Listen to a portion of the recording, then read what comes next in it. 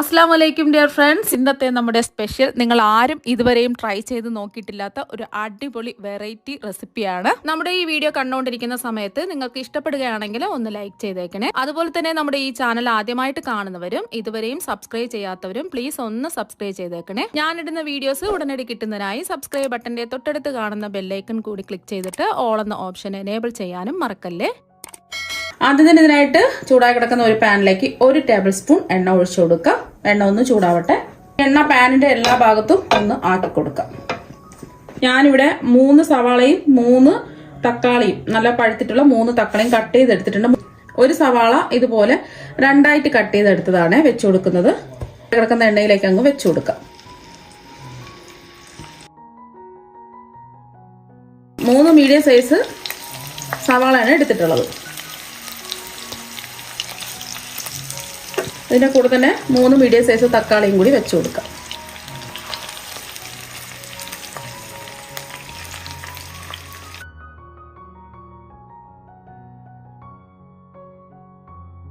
നമുക്ക് ഇത് തിരിച്ചും മറിച്ചുവിട്ട് ഒന്ന് ഫ്രൈ ചെയ്തെടുക്കണം. കുറച്ച് എണ്ണ ഒഴിച്ചിട്ട് വേണമെന്നുണ്ടെങ്കിൽ 1-2 ടേബിൾ സ്പൂൺ ഒഴിച്ചു കൊടുക്കാം. ഞാനിപ്പോൾ 1 ടേബിൾ സ്പൂൺ എണ്ണയാണ് ഒഴിച്ചു കൊടുത്തിട്ടുള്ളത്. ഒരു വശം ചെറുതായിട്ട് ഒന്ന് ഫ്രൈ ആകുമ്പോൾ തിരിച്ചിട്ട് കൊടുക്കാം. ഒരു വശം ഒന്ന് ഫ്രൈ ആവുന്ന സമയത്ത് തിരിച്ചിട്ട് കൊടുക്കാം.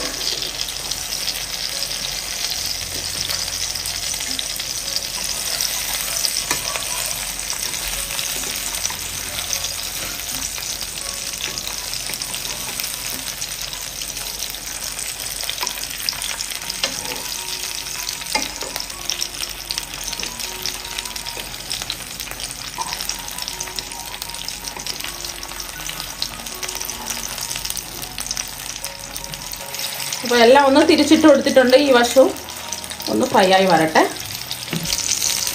അപ്പോൾ നമ്മൾ തിരിച്ചിട്ട് കൊടുത്ത തക്കാളി സവാളയൊക്കെ നല്ലോണം വാടി ചെറുതായിട്ടൊന്ന് ഫ്രൈ ആയി കിട്ടിയിട്ടുണ്ട്.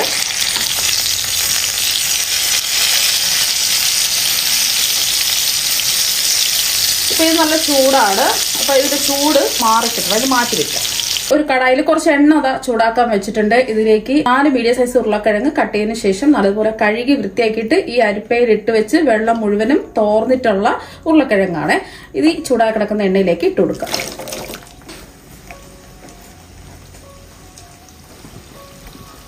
ഇനി ഉരുളക്കിഴങ്ങ് മീഡിയം ഫ്ലെയിമിലിട്ടിട്ട് തിരിച്ചും മറിച്ചിട്ട് ഒന്ന് ഫ്രൈ ചെയ്തെടുക്കാം. വെള്ളം ഒട്ടും ഉണ്ടാവാൻ പാടില്ല. നമ്മളല്ലെങ്കിൽ വെള്ളത്തോടെ ഇടുകയാണെന്നുണ്ടെങ്കിൽ പൊട്ടിത്തെറിക്കും. ചൂടായി കിടക്കുന്ന എണ്ണയിലേക്ക് ഉരുളക്കിഴങ്ങിന്റെ ആ വെള്ളത്തിന്റെ നനവ് മാറിയിട്ട് വേണം എണ്ണയിലേക്ക് ഇടാൻ. ഒരു ചെറിയ ലൈറ്റ് ഗോൾഡൻ നിറം ആവുന്നത് വരെ ഇതൊന്ന് ഫ്രൈ ചെയ്തെടുക്കാം. നമ്മൾ വലിയ ഉരുളക്കിഴങ്ങൊക്കെ ആണെന്നുണ്ടെങ്കിൽ ഒരു 2 എണ്ണം എടുത്താൽ മതിയാവും. ഇപ്പം ചെറിയ ഉരുളക്കിഴങ്ങ് ആയതുകൊണ്ടാണ് ഞാൻ 4 എണ്ണം എടുത്തിട്ടുള്ളത്.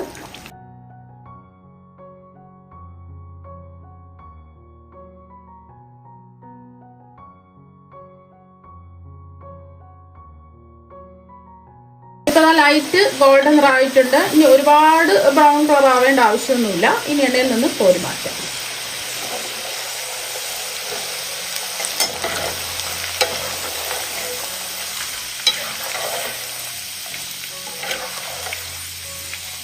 ഇപ്പൊ എണ്ണയിൽ നിന്ന് കോരി മാറ്റിയിട്ടുണ്ട്. ഇത് മാറ്റി വെക്കാം. ഇപ്പൊ ഞാൻ തക്കാളിയും സവാളയും ഒന്ന് ഫ്രൈ ചെയ്തെടുത്തതിന് ശേഷം മൂടി വെച്ചിട്ടുണ്ടായിരുന്നു. അപ്പൊ കുറച്ചും കൂടെ ഒന്ന് വാടി കിട്ടുന്നതിന് വേണ്ടിയിട്ടാണ്. വേണമെന്നുണ്ടെങ്കിൽ നമ്മളിത് ഫ്രൈ ചെയ്യുന്ന സമയത്ത് തിരിച്ചു മറിച്ചിട്ട് ഫ്രൈ ചെയ്യുന്ന സമയത്ത് മൂടി വെച്ചിട്ട് വേണമെന്നുണ്ടെങ്കിൽ നമ്മൾ ആദ്യം എണ്ണ ഒഴിച്ച് സവാളയും തക്കാളി വെച്ചു കൊടുത്തതിന് ശേഷം മൂടി വെച്ചിട്ട് വേണമെന്നുണ്ടെങ്കിൽ അങ്ങനെയും ഫ്രൈ ചെയ്തെടുക്കാം. ഇപ്പൊ അതിന്റെ ചൂടൊക്കെ നല്ലതുപോലെ മാറിയിട്ടുണ്ട്. ഇനി ഈ എണ്ണയിൽ നിന്നും ഈ തക്കാളിയും സവാളയും എടുത്തു മാറ്റാം.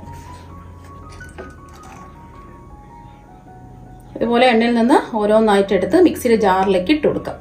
ഇപ്പൊ ചൂട് മാറിയ തക്കാളിയും സവാളയും മിക്സിയുടെ ജാറിലേക്ക് ഇട്ട് കൊടുത്തിട്ടുണ്ട്.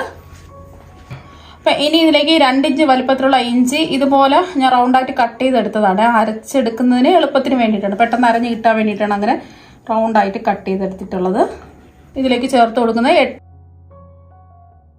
8 അല്ലി വെളുത്തുള്ളി അല്ലികളാണ്. അപ്പൊ ഇത് ചെറിയ വെളുത്തുള്ളി അല്ലികളാണ് ഞാൻ എടുത്തിട്ടുള്ളത്.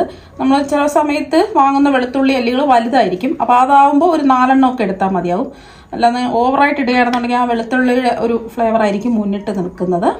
പിന്നെ നമ്മൾ ഇതിലേക്ക് ചേർത്ത് കൊടുക്കുന്നത് 2 പച്ചമുളക് രണ്ടായിട്ട് മുറിച്ചതാണ്. 2 എണ്ണം മതി.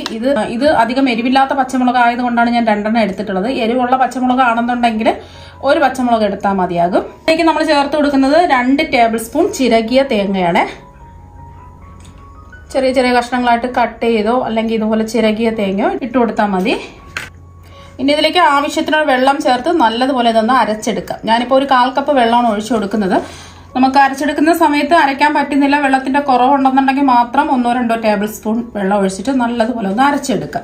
ഒരുപാട് ലൂസായി പോകരുത് നമ്മൾ അരച്ചെടുക്കുന്ന അരപ്പ്, കുറച്ച് കട്ടിക്ക് വേണം അരച്ചെടുക്കാനായിട്ട്. അപ്പോൾ അതായത് നല്ലതുപോലെ ഒന്ന് അരച്ചെടുത്തിട്ടുണ്ട്. ഈ ഒരു കട്ടിക്ക് വേണം അരച്ചെടുക്കാനായിട്ട്. ഞാൻ ഒഴിച്ചു കൊടുത്ത 1/4 കപ്പ് വെള്ളത്തിൽ തന്നെയാണ് ഇത് അരച്ചെടുത്തിട്ടുള്ളത്. വേറെ വെള്ളമൊന്നും അഡീഷണൽ ആയിട്ട് ചേർത്ത് കൊടുത്തിട്ടില്ല. ഇതിപ്പോ നമ്മള് നേരത്തെ തക്കാളിയും അതുപോലെ സവാളയും ഫ്രൈ ചെയ്തെടുത്തിട്ട് ബാക്കി വന്നിട്ടാണ്. ഈ എണ്ണയിലേക്ക് വീണ്ടും 1 ടേബിൾ സ്പൂൺ എണ്ണ കൂടി ഒഴിച്ചു കൊടുക്കാം. എണ്ണ ഒന്ന് ചൂടാവട്ടെ. അപ്പൊ എണ്ണ ഒന്ന് ചൂടായിട്ടുണ്ട്. ഇതിലേക്ക് നമ്മൾ 1 ബേ ലീഫ് ഉണ്ടെന്നുണ്ടെങ്കിൽ ഇതുപോലെ ചെറിയ കഷ്ണങ്ങളായിട്ട് മുറിച്ചിട്ട് കൊടുക്കാം. അതുപോലെ തന്നെ ഇതിലേക്ക് 2 ഏലക്ക, 3 ഗ്രാമ്പു, 1 ചെറിയ കഷ്ണം പട്ടയും കൂടി ചേർത്ത് കൊടുക്കാം. ഇനി ഇതിലേക്ക് 1/2 ടീസ്പൂൺ പെരിഞ്ജീരകമാണ് ചേർത്ത് കൊടുത്തിട്ടുള്ളത്. ഫ്ലെയിം കുറച്ച് വെച്ച് കൊടുക്കുക. ഇതൊന്ന് നല്ലോണം ഒന്ന് മൂത്ത് നല്ലൊരു മണം വരണം. അപ്പൊ ഇതൊക്കെ മൂത്ത് നല്ലൊരു മണം വരുന്നുണ്ട്. ഈ ഒരു സമയം നമുക്ക് ഫ്ലെയിം കുറച്ച് വെച്ച് കൊടുക്കാം. ഈ ഫ്ലെയിം കുറച്ച് വെച്ചിട്ട് പെട്ടെന്ന് തന്നെ പൊടികളൊക്കെ ചേർത്ത് കൊടുക്കുക. 1 ടേബിൾ സ്പൂൺ മുളക് പൊടി ചേർത്ത് കൊടുക്കാം. ഇത് എരിവില്ലാത്ത മുളക് പൊടിയാണ് ഞാൻ എടുത്തിട്ടുള്ളത്. അപ്പൊ എരിവുള്ള മുളക് പൊടിയാണെന്നുണ്ടെങ്കിൽ 1/2 ടേബിൾ സ്പൂൺ ഒക്കെ ചേർത്ത് കൊടുത്താൽ മതിയാകും. അപ്പൊ അവരവരുടെ എരിവിനനുസരിച്ച് മുളക് പൊടി ചേർത്ത് കൊടുക്കുക. അതുപോലെ തന്നെ 1 ടേബിൾ സ്പൂൺ മല്ലിപ്പൊടി ചേർക്കാം. 1/4 ടീസ്പൂൺ മഞ്ഞൾപ്പൊടി ചേർത്ത് കൊടുക്കാം. പെട്ടെന്ന് തന്നെ പൊടികൾ കരിഞ്ഞു പോകും. അതുകൊണ്ട് ഫ്ലെയിം കുറച്ച് വെച്ചിട്ടോ ഫ്ലെയിം ഓഫ് ആക്കിയിട്ടിട്ടോ പൊടികൾ ചേർത്ത് കൊടുക്കുക. പെട്ടെന്ന് തന്നെ ഇളക്കി കൊടുക്കുകയും വേണം. അപ്പോൾ ആ പൊടിയുടെ പച്ചമണമൊക്കെ പെട്ടെന്ന് തന്നെ മാറി കിട്ടിയിട്ടുണ്ട്. ഇനി ഇതിലേക്ക് നമ്മൾ അരച്ച് വെച്ചിരിക്കുന്നതല്ലേ തക്കാളി സവാള ഒക്കെ ചേർത്തിട്ട് അരപ്പുണ്ടല്ലോ, അത് ഇതിലേക്ക് അങ്ങ് ചേർത്ത് കൊടുക്കാം. അപ്പോൾ നിങ്ങൾക്ക് വേണമെന്നുണ്ടെങ്കിൽ അരപ്പ് ചേർത്ത് കൊടുത്തതിന് ശേഷം മുളക് പൊടി മല്ലിപ്പൊടി മഞ്ഞൾപ്പൊടി ചേർത്ത് കൊടുക്കാവുന്നതാണ്. ആ പൊടിയുടെ പച്ചമണം മാറി കിട്ടുന്നതിന് വേണ്ടിയിട്ടാണ് ആദ്യമേ ഞാൻ ചേർത്ത് കൊടുത്തിട്ടുള്ളത്. അപ്പോൾ കരിഞ്ഞു പോകുമെന്ന് സംശയമുള്ളവർക്ക് നമ്മൾ ഈ ഒരു സമയം കൊടുത്തതിന് ശേഷം പൊടികൾ ചേർത്ത് കൊടുത്താലും മതി. നല്ലതുപോലെ ഇളക്കി കൊടുക്കുക. അപ്പോൾ 1 മിനിറ്റ് ഒന്ന് ഇളക്കി കൊടുത്തതിന് ശേഷം നമ്മൾ ജാറ് കഴുകിയ വെള്ളം 1/2 കപ്പ് എടുത്തിട്ടുണ്ട്. ജാറ് കഴുകി ഇതിലേക്ക് അങ്ങ് ഒഴിച്ചു കൊടുക്കാം. 1/2 കപ്പാണ് എടുത്തിട്ടുള്ളത്. മീഡിയം ഫ്ലെയിം വെച്ച് കൊടുക്കുക. ഒന്ന് ഇളക്കി കൊടുത്തതിന് ശേഷം ഇതിലേക്ക് 4 ടേബിൾ സ്പൂൺ അധികം പുളിപ്പില്ലാത്ത തൈര് ചേർത്ത് കൊടുക്കാം. തൈര് ചേർത്ത് കൊടുത്ത് ഉടനെ തന്നെ ഒന്ന് മിക്സ് ചെയ്യുക. ഒരുപാട് പുളിപ്പുള്ള തൈരാണെന്നുണ്ടെങ്കിൽ 2 ടേബിൾ സ്പൂൺ ചേർത്ത് കൊടുത്താൽ മതി. ഇത് അധികം പുളിപ്പില്ലാത്ത തൈരാണ് എടുത്തിട്ടുള്ളത്. ഫ്ലെയിം കുറച്ചിട്ട് വേണം തൈര് ചേർത്ത് കൊടുക്കാൻ. നന്നായിട്ട് മിക്സ് ചെയ്ത് യോജിപ്പിച്ചെടുക്കുക.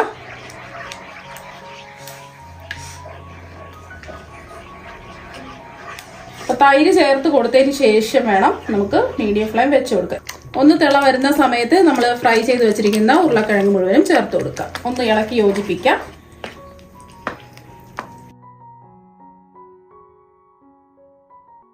ഇങ്ങനെ ചെയ്തെടുക്കുന്നതിന് വേണ്ടി കുറച്ച് സമയം എടുക്കുന്നുണ്ടെങ്കിലും നല്ല ടേസ്റ്റാണ് കഴിക്കാൻ വേണ്ടിയിട്ട്. ഉരുളക്കിഴങ്ങ് ചേർത്ത് കൊടുത്ത് ഒന്ന് തിളച്ച് വരുന്ന സമയത്ത് വീണ്ടും ഇതിലേക്ക് 1 കപ്പ് വെള്ളം കൂടി ഒഴിച്ചു കൊടുക്കാം.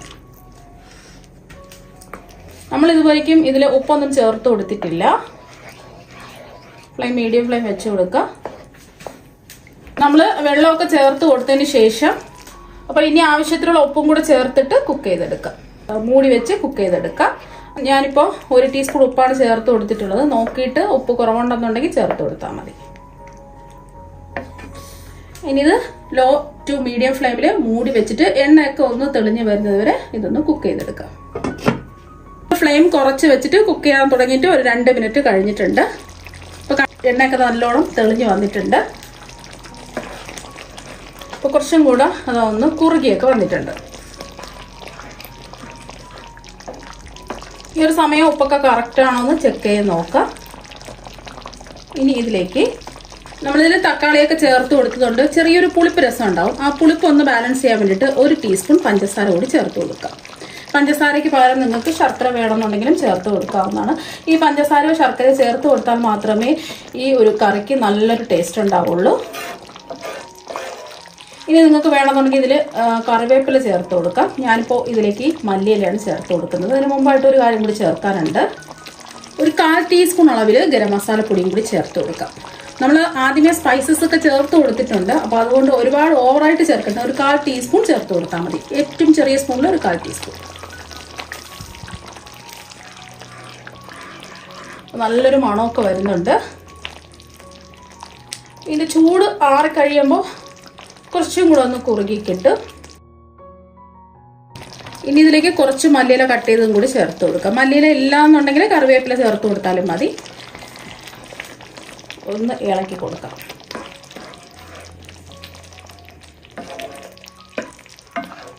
നല്ല സൂപ്പർ ടേസ്റ്റാണ് ഈ കറി. ചോറിൻ്റെ കൂടെ കഴിക്കാം, അപ്പം, ഇടിയപ്പം, ചപ്പാത്തി, പൂരി, അങ്ങനെ എന്തിൻ്റെ കൂടെയും നമുക്ക് കഴിക്കാവുന്നതാണ്. നല്ല അടിപൊളി ടേസ്റ്റാണ് കഴിക്കാൻ വേണ്ടിയിട്ട്. ഈ ഒരു പ്രത്യേക തരത്തിലുള്ള ഈ ഉരുളക്കിഴങ്ങ് കറി നല്ലൊരു ടേസ്റ്റാണ് കഴിക്കാൻ വേണ്ടിയിട്ട്.